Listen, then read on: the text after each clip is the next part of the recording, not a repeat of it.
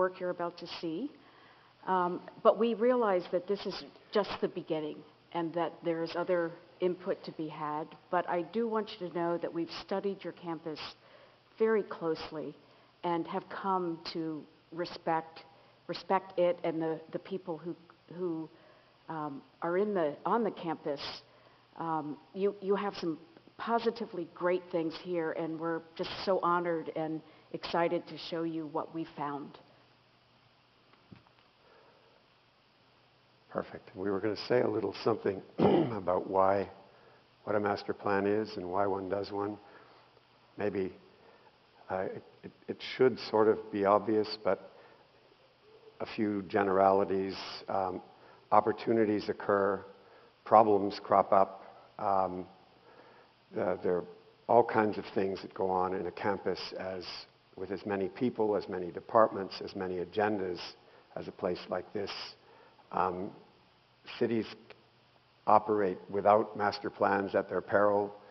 Corporations call them other names, but basically they're master plans. When we go to the doctor and have a checkup and talk about how we're doing and talk about the future, that's a kind of a master plan. Accountants are always thinking in terms of spending money wisely, not spending good money after bad. Master planning is just something that intelligent organizations and people do. Planning is a good thing. One of the things that's unique about campus master plans is that it's a constantly changing group. So students come in, they go out, but at the same time, there should be a constancy about the campus, so that when you return, when you are away from the campus, you have a particular feeling and impression, hopefully fond impressions, and we want to make sure that those are sustained. One of the things that happens in campuses over the years is an incrementalism of decisions. So, for instance, there's a need for a service road, so a road goes in. There's a need for a sitting area, or a new building is built. All of these small decisions start to add up to one day you're in a campus that you don't recognize anymore. And it happened without anybody making a point of it. It just sort of slowly built up over the years. So, Michael made a comment that we instinctively knew who you were, which is a very generous comment. And while we may have had some instinctive empathy, we identify with, we've spent a lot of time in universities. I've grown up in this landscape, the Eastern Townships. But really, as professionals, our job is to come here with minds as open as can be, methods that allow us to construct dialogues that produce information that's useful. We're diligent researchers. We look at archives. We delve into historic documents. And again, I mean, a little bit the way very good medicine is practiced. You make no decisions about the future until you understand the whole history of a place and as much nuance about how it works, what its ambitions are, what its hang-ups are, what the politics is. This is a kind of list of some of the things we do. A lot of research. Information gathering is both formal and informal, meetings with specific people, interviewing people, but just wandering and hanging out. A lot of research, it's like any creative discipline. People who write books about subjects do certain things by a plan, but a lot of it is taking advantage of stuff that happens. So we've run into students and faculty members at lunch or wandering, and interesting truths have developed. And then we had a formalized process, which I think Michael referred to, where we spent several days asking specific questions, breaking out into different groups, tackling different subjects.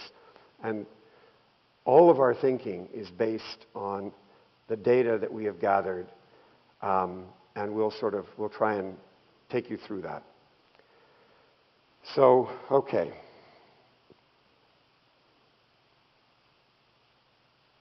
So this is your campus. And you may or may not, some of you will immediately recognize it from a drawing that's quite abstract. But these are the rivers. This is the existing gym. That's the football field. We are right there, all of us right now. And this is McGreer, the bridge, etc. Hockey rink, just train track, give you some highlights. So very quickly we'll go through the history of the campus. I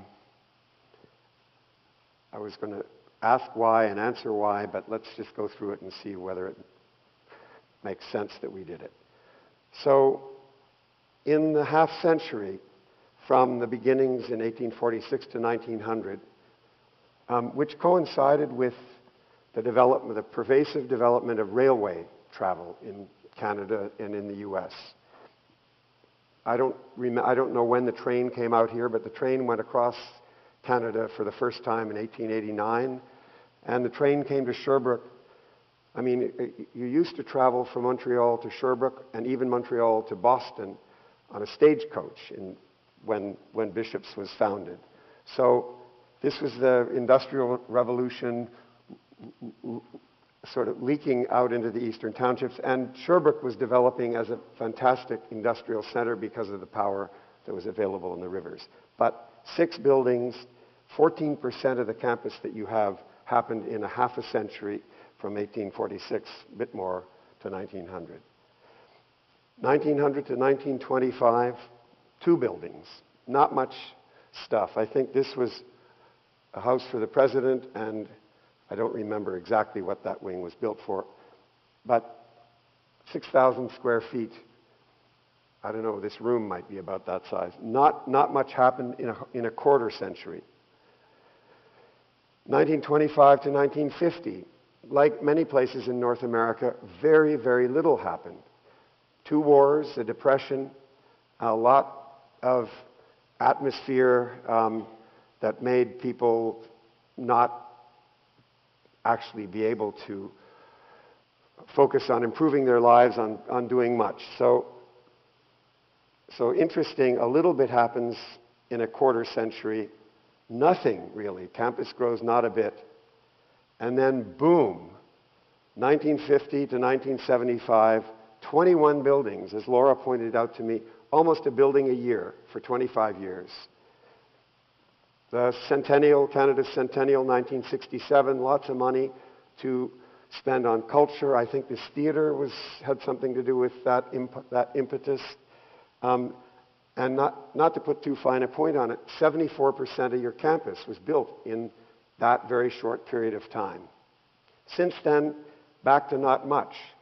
Now, since then, lots of political things have happened, a couple of recessions have happened, and here we are in now 2012 at the front edge of what I think under Michael Goldblum's direction is a kind of thinking about Bishop's long-term and very broadly. So this is a diagram. It's not important to go into it too much, but time is at the bottom and square footage is here. And this is that 1950 to 1975 space of time, and you can see there's just this gigantic leap in square footage. And Bishop's was basically done at that period of time. One other thing, well, no, this will come as we keep going. So along with all of that building development in 1950 to 1975 came automobiles.